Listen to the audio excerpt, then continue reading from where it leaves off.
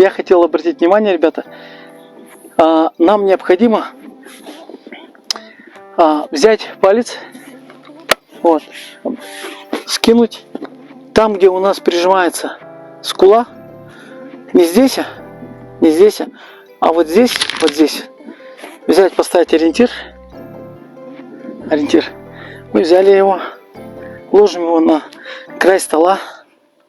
При этом у нас эта часть планки, да, линия ствольной коробки, так назову, да, таким сложным словом. Линия планки, линия ствольной коробки. Вот у нас с вами метка, где у нас есть.